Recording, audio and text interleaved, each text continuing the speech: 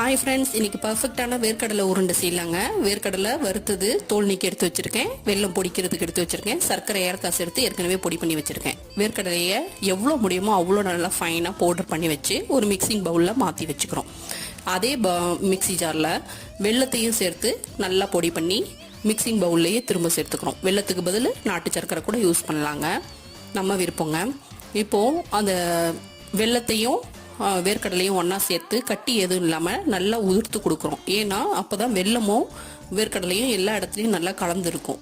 அதுக்கப்புறம் உருண்டை பிடிச்சோன்னா சூப்பராக உருண்டை பிடிக்க வருதுங்க, அவ்வளோ அழகாக வருதுங்க. இதில் நம்ம உங்களுக்கு விருப்பம்னா நெய் கொஞ்சம் சேர்த்துக்கலாம், ஏலக்காய் சேர்த்துக்கலாம்.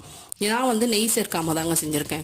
இப்போ இது வெல்லத்தில் செஞ்ச வேர்க்கடலை உருண்டைங்க. இதே மெத்தட் தான். நான் ஏற்கனவே சர்க்கரையை ஏலக்காய் சேர்த்து பொடி பண்ணி வச்சுருக்கேன். அதையும் சேர்த்து இது போலவே உருட்டி எடுத்துக்கிறேங்க. இப்போ 2 விதமான உருண்டை இருக்குங்க.